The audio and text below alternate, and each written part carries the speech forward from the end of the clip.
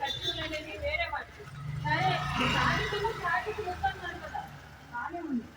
ఉపన్యాసాలు బాగానే ఇస్తారు.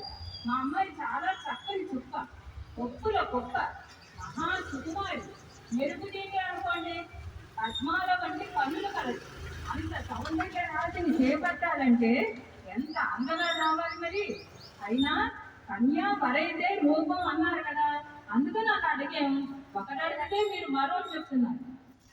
మా ప్రభువు చూడ చక్కని స్వరూపం కలవాడు, మన్మధుడికే మన్మధుడు ఆయన. నీల మేఘ శరీరం కలవాడు, ఎప్పుడు చిరునవ్వుతో కరకల్లాడుతూ ఉంటాడు. కృపారసాన్ని ఆయన్ని ఆశ్రయించిన వారి మీద కురిపిస్తూ ఉంటాడు. పుంసామోహన రూపాయ పుణ్యశ్లోకాయ మంగళం అన్నారు కదండి. మా ప్రభువుని పురుషులే మోహించారు. అంతటి అందగాడు మా శ్రీరాముడు. అయినా కూడా మా ప్రభువుకి ఒకటే మాట, ఒకటే బాణం, ఒకటే బామ అన్నారు. మీ అమ్మాయి చాలా అదృష్టవంతురాలు. మా ప్రభు ఆమెకు సవితిని తీసుకొని రాడు, ఎప్పటికీ గుర్తుంచుకోండి. అలాంటి వరాన్ని మీ అమ్మవారికి ఇచ్చారు.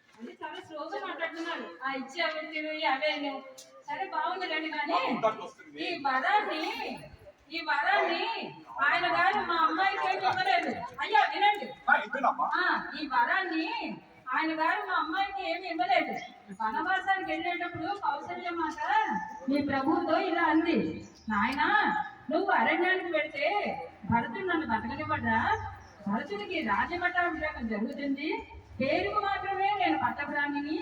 ఎప్పుడు నీ తండ్రి ఆ కైకమింట్లోనే ఉంటాడా? నువ్వు నన్ను వదిలి వెళ్ళకు, నీ తల్లిగా నేను ఆజ్ఞాపిస్తున్నాను, నువ్వు ఇక్కడే ఉండిపోరా అంది. అప్పుడు మీ ప్రభువు, అమ్మా నీకు నన్ను ఆజ్ఞాపించే హక్కు లేదు. భార్య భర్త ఆజ్ఞను భార్య ఆచరించి తీరాలి. నువ్వు మా తండ్రి గారి ద్వారా పడిన బాధ నా భార్యకు ఉండకూడదు. ఇప్పుడే ప్రతిజ్ఞ చేస్తున్నాను, విను. నా జీవిత కాలంలో రెండు అనే శబ్దం లేకుండా చేస్తాను. ఒకటే మాట, ఒకటే బాణం, ఒకటే భామ తప్ప ఇంకా మరి ఒకరిని నా జీవితంలోకి రానియనన్నాడు. అప్పటికే మా అమ్మవారి కొంగు పుచ్చుకొని తిరగడం మొదలెట్టాడు ఈ శ్రీరామచంద్రుడు. పేరుకే తల్లిగారికి మాట ఇవ్వడం జరిగింది. ఏం చేస్తాం మరి, మహా జిద్దు స్వభావం మీ అమ్మవారికి. బుద్ధిగా రాజు అంతఃపురంలో ఉండి అత్తగారికి సేవలు చేస్తూ ఉండమంటే ఆనాడు కూడా ఉన్నాయి. అత్తగారికి సేవలు చేస్తూ ఉండమంటే ఉండక మా శ్రీవారిని వదిలి ఉండలేనని అరణ్యాలకి వస్తానని అటెండ్ చేసింది. పైగా మా శ్రీవారు అరణ్యాలకు తీసుకొని వెళ్ళను అని అంటే, రామ నువ్వు పురుషవేషం ధరించిన స్త్రీవని తెలియక మా తండ్రి గారు నన్ను నీకు ఇచ్చి వివాహం చేశారు అని కూడా అంది.